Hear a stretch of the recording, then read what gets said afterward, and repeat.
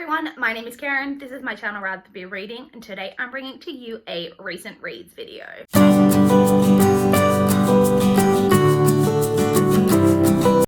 It has been a very successful reading week for me. I managed to complete a total of 8 books over this past week, which I'm really happy with. So let's jump straight in and talk about all 8 books that I managed to complete. So the very first book that I managed to read was the book that I mentioned in my currently reading last week, which was The Burning Room by Michael Connolly. This is I think it's about 17 in the actual Harry Bosch series itself, but is about I believe it's book 25 in the Harry Bosch universe. No, 26. It's book 26 in the Harry Bosch universe. Because, as I've said before, basically every book Michael Connolly has ever written, they all intertwine. They're in the same universe. The characters all interconnect at different times. So it's just basically you just read all his books in publication order. So these are crime fiction. Harry Bosch is a police detective, and you just follow him throughout his career, solving different crimes. And I enjoy the series. It's nothing like groundbreakingly amazing usually, but I enjoy Harry Bosch as a character, and I enjoy watching crimes be solved. So this one was enjoyable enough. There's something happened at the end that actually made me, so I ended up giving this 3.75 stars because I think it was more like just of a 3.5, but I actually got a bit like choked up at the end of this book, and I think that's just a testament to how like invested I am in this character and his life and his career. So I ended up bumping it up to, like I said, from a 3.5 to a 3.75. Really enjoyed it. Look forward to continuing on with more Harry Bosch in the future. The next book that I read was Aristotle and Dante Discover the Secrets of the Universe by Benjamin Alire Saenz. This is the book that I had pulled out of my TBR cup for February and then had to roll over into March. So I have now got to my February TBR cup book. So this is a YA contemporary coming of age story that follows there's kind of 2 main characters, Aristotle and Dante, hence the title, but the book is told from Aristotle's perspective. I quite enjoyed this. I don't think I love it as much as a lot of people do, because this book gets absolutely raved about on BookTube, or it has in previous years. And I enjoyed it. Like, I thought it was good, but it wasn't like top tier, like God level, book for me. I really enjoyed both of the main characters, Aristotle and Dante. I really enjoyed both of their different journeys to kind of finding themselves, and there's a lot of exploration of sexuality and stuff like that. Really enjoyed all of that. I really enjoyed both of their families and like all of the family dynamics going on. Really enjoyed all of that. Some trigger warnings in this for homophobia. But yeah, really overall enjoyed this. I flew through this as well. When I mentioned my currently reading last week, I was reading The Burning Room, as I mentioned. And I finished that, and I filmed these videos at like around like lunchtime to early afternoon on Saturdays. And I finished, after filming that video, I finished The Burning Room. I had like 70 pages or something left. And then I read this entire book on Saturday as well last week. So flew through this, read this in an evening, and I didn't just sit there and read it in one go. I was just reading like a chunk here, a chunk there, but it was just so easy to fly through. Really quite enjoyed it, and like I said, I gave it 4 stars. I then read Bad Bachelor by Stephanie London. This is a book that I was approved for on NetGalley. So I did receive a digital copy in exchange for an honest review. As I mentioned a couple of times when I've talked about this book, when I hauled it, when it's been on TBRs, this is actually an existing series. It's a trilogy. And from what I can tell, the first book is being re-released. This had already been published. It was published in early March and already published anyway. So it is available for you guys to check out. So, and the synopsis that I've given previously, I realized was like it was like the gist was right, but like the details were wrong. So what it actually is about is it's set in New York City, and there is this new dating app that's been launched, the Bad Bachelor app, which is a place where it's made for women basically, where they can rate their dates. They can put people that they've been on dates with onto the app, and like there's profiles for different men, but not profiles they've created themselves. It's profiles that women have created for them, where they rate the Bachelors based on, you know, whether they just didn't connect with them but they're a really nice guy, or whether they're a liar or a womanizer or all of that.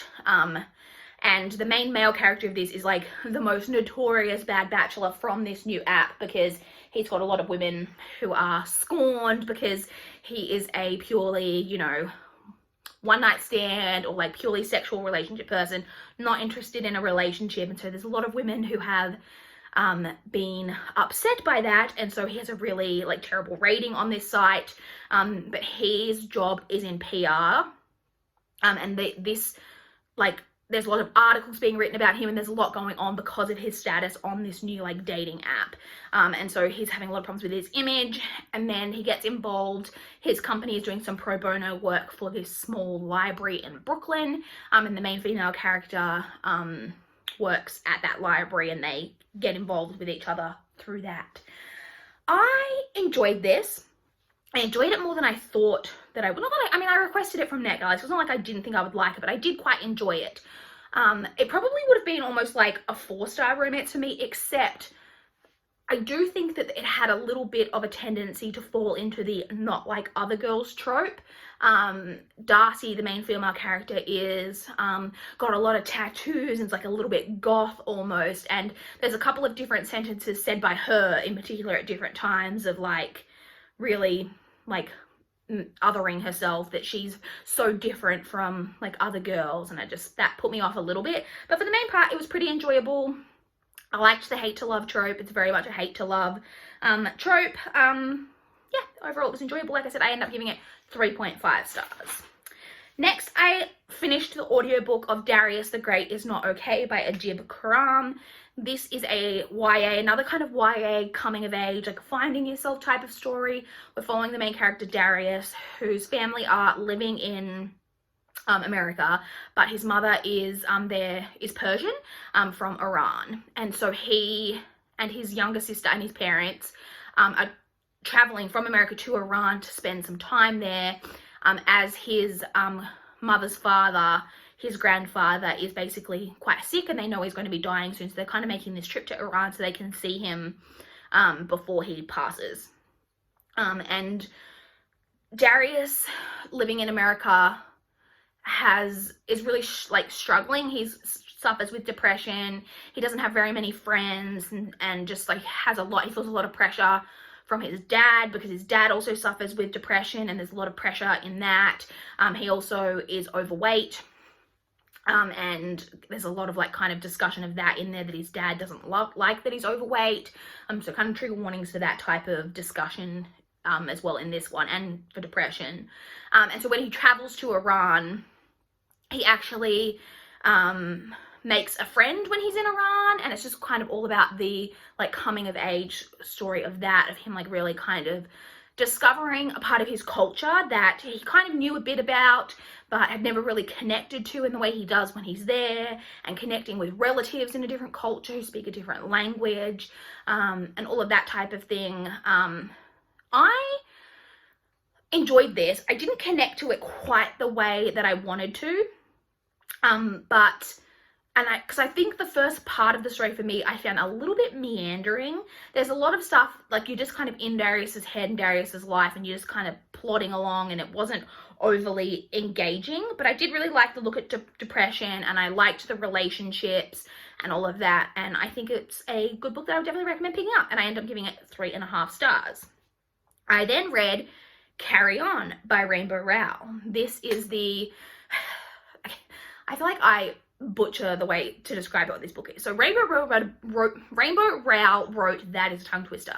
Rainbow Rowell wrote a book called Fangirl, and one of the main characteristics of the main character Kath in Fangirl is that she is obsessed with this book series, the Simon Snow book series, which is very much a Harry Potter-esque book series. And one of the things that she does is she's obsessed with it. She writes a lot of fan fiction, and the Fangirl book itself has little excerpts at different times of her fan fiction. And this book, Carry On, was then published afterwards, is basically Kath's fan fiction from Fangirl. So you don't need to have read Fangirl, you can just read this on its own. But the thing is, it's Kath's fan fiction. It's her fan fiction of like book 8 of this series. So you're coming in very blind. We don't know what happened in books 1 through 7. So I didn't love this the way that other people do. I enjoyed it enough. I really liked the characters and the character relationships. There is like Simon and Baz are like roommates in this, and Simon's kind of the Harry Potter character, and then Baz is kind of the Draco Malfoy type character. I really enjoyed both of them, and I really enjoyed Penelope, who's kind of the Hermione character. Really enjoyed all of that, but I just found it quite confusing in parts. Not confusing, but like I couldn't get into the whole conflict around the maid and the humdrum and all of that that's going on in this, because there's no build up to it. You're just thrown in there because technically we're in book 8 and you don't have any of the build up of all of the adventures that they've been on from books 1 through 7. You're just thrown in there. The magic system is all built around words. Like basically you can just say phrases, and they can be like phrases from like songs or just like common phrases and stuff like that. That I found actually quite interesting, but it's not really explored, because it's not like you're getting Simon when he's first come to this school and he's learning about it so that you learn alongside him. Again, you're just thrown in, and I kind of wanted a bit more of that. But I enjoyed it. I think I will read the sequel. A sequel was published to this called Wayward Son. So I think I will read the sequel, but it wasn't like amazing. Like I know a lot of people like raved about Carry On when it came out, and I did enjoy it, but for me it was just a 3.5-star read. Next I listened, I completely forgot to say that Darius the Great is Not Okay. I don't know if I said it was on, I listened to that on audio, and then narrator was Michael Levi Harris, sorry. And then I also listened on audio to Until the Beginning by Amy Plum. This is the second book in a duology. It is narrated by Emily Rankin and Graham Hamilton. I can't even remember what the first book was called. Anyway, it's a duology. It's YA, sci-fi, dystopian kind of. The first book is following a main character named Juno, who lives in this post-apocalyptic world where there's been like World War III, and there are very few survivors, and she lives in a clan of people who are very isolated from any other survivors. For their survival, don't let outsiders in. They have some kind of magical things going on in their clan.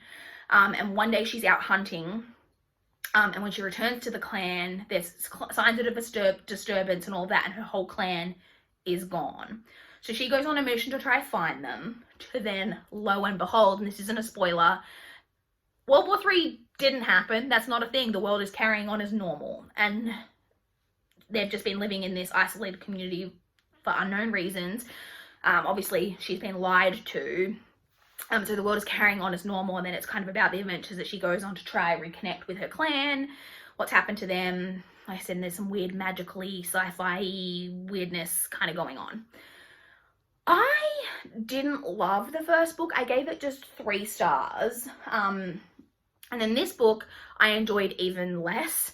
I could not have given 2 shits. Basically about the rest of the plot, and almost nothing happens in this.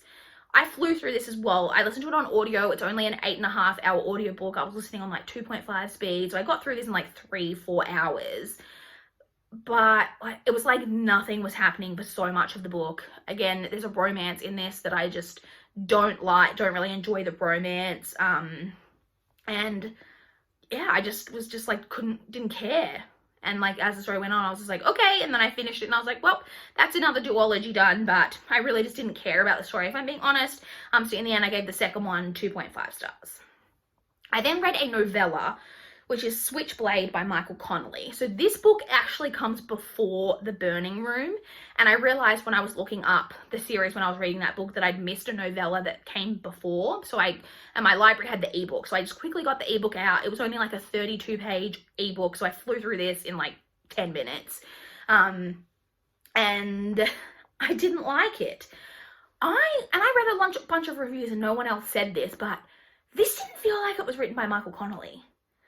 I don't know what it was about the writing, but it did not feel like any other book I've ever read by Michael Connolly. And I understand that it was short, but from the very first page with the writing, I was like, there is something about this writing that just does not feel like any of the other books that I've read. It's also, like I said, 30 pages. It's incredibly short. completely unnecessary. I don't know what the purpose of this novella having been written was. You could entirely skip it. It adds nothing to the series. It's also very predictable. Like, I knew exactly what was going to happen from like the very beginning, which is exactly what did happen. Completely pointless. Don't know why it's written. Definitely skip it if you're reading the series. If you're like not interested in reading the novellas or don't have a way to get it, you can just keep going and you don't need to read it. It adds nothing. I gave it 2.5 stars.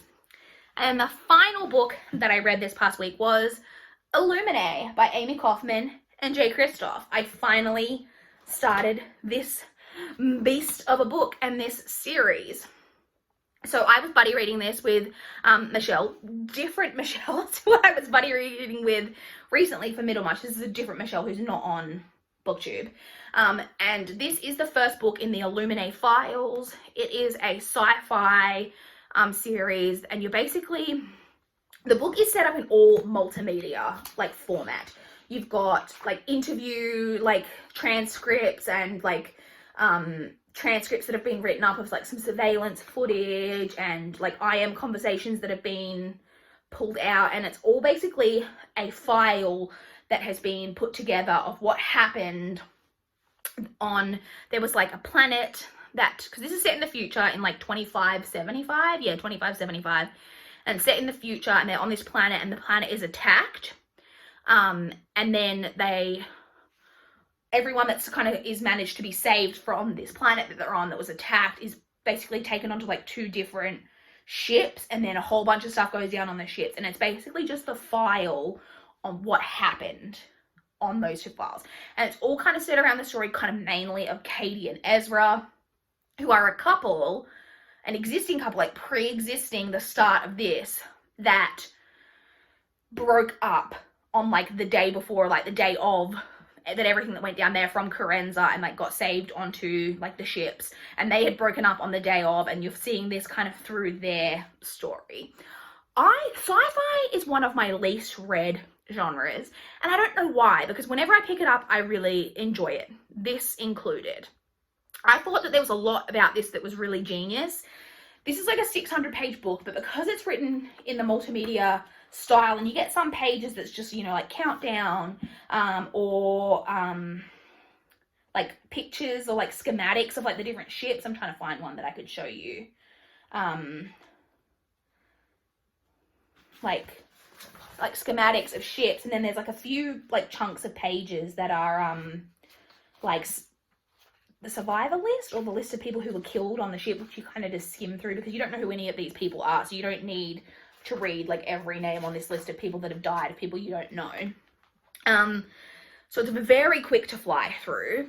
I thought that it was, so it took me, even though it's very quick to fly through, and once you get into that style, I really enjoyed it, but it did take me a little bit to kind of get into this like not usual narrative style, but being completely multimedia. But once I was in it, I was really enjoying it. I also thought it was a very good idea to have the main 2 characters having had an existing romance and had an existing relationship, because I think it would have been quite hard in this style of book where you're only reading like IM conversations and you're not seeing a lot of interaction outside of that, to have built up a connection the way that you, like, it would have felt like it needed to be really invested. But because they already had this pre-existing like relationship, and then you kind of get that touched on, like you were already kind of invested from the jump. There's a few twists and turns in this that I really enjoyed. So overall, I really, really, really liked this. Having said that, I did have a bit of a problem with the ending. Something's done at the end that's one of my least favorite like tropes that they do in like fiction, that I think is a little bit of a cop-out, and I think it would have been, to me, a lot like more of a kind of a baller move if they'd gone the way that they were kind of saying that they were going to go before they backtrack, kind of. But, and I will say, it's funny because I was buddy reading this with Michelle, and she got her copy from the library, and her copy was absolutely falling apart. I purchased my copy brand new, and it's been sitting on my shelf for like 4 years or 5 years since I purchased it and finally read it. And my copy, which has just been sitting on a shelf, I don't know if you can see that the binding is completely coming apart. So I don't know what that says about the way that these books were made, but which doesn't appear to be very good quality. But anyway, really enjoyed this. In the end, I gave it 4.25 stars. Really look forward to continuing on to Gemina and Obsidio. I know that they're more like companion books. I'm interested to see whether I enjoy those as much or more or less or what. So that's everything I read. To touch on quickly what I'm currently reading, I am currently reading The New Guy by Catherine Freeman. This is another NetGalley arc that I have. It's another romance one. This is basically about a couple who have a one-night stand, meet each other at a bar, have a one-night stand, don't exchange names, to lo and behold discover that they are working together, because you know that always happens. But I like that it is a little bit of like twisted on its head, that it's the female character who's the boss. She's the boss of this company and he is a software developer who's just starting a new job at her company. So she's the one kind of more in the position of power, which I like, because it's normally, I think you see that it's like the male character is the boss. Having said that, I'm not in love with the writing style of this book, but it's very easy to fly through. I'm like 66% of the way through that, and I only started it yesterday. So I'm hoping to have that book done today, and then possibly move on to Gemina. So yeah, really excited to finish that and be moving on. Really excited to have got through so many books over this past week. A bit of a life update to touch on the dreaded coronavirus that is going around, a bit of a dirty word at the moment. My work is now officially working from home. We're all working from home. I've actually kind of been setting myself up at my parents' place because they have like a proper like desk and like office space with like a proper chair and everything. Whereas when I have worked from home previously, when it's just small amounts of time, I just set myself up at my dining room table, but my dining room chairs are just like wooden chairs. They are not made to be sat on for more than like 30 minutes. It gets so uncomfortable. So I've been setting myself up at my parents' place. I've only been doing that since Wednesday, so only 3 days so far. So I am gaining some more time in my week in terms of from my commute. I don't have to commute. And I have almost like a 45-minute to an hour commute to and from work. So I'm saving all of that time. But it means that I'm not reading on my commute or any of that. So we'll see how that ends up affecting my reading kind of moving forward. But yeah, and I am kind of, you know, I'm like kind of social distancing, but that's no different for me because I don't have any like real contact with many people in Adelaide outside of my family. So it's not really a big change for me. But I'm not like in quarantine or like self-quarantining completely, but we'll see what happens moving forward. So I hope everyone out there is happy and healthy and is doing everything necessary, washing your hands, not touching your face, all of those things that we need to do to stay healthy. So that's it. I would love to chat with you guys in the comments down below if you've read any of these books, if you've got any thoughts, or what you guys have been reading. Let me know. Please like this video if you liked it. Please subscribe if you want to see more from my channel. That is all I have for this video today. Bye guys.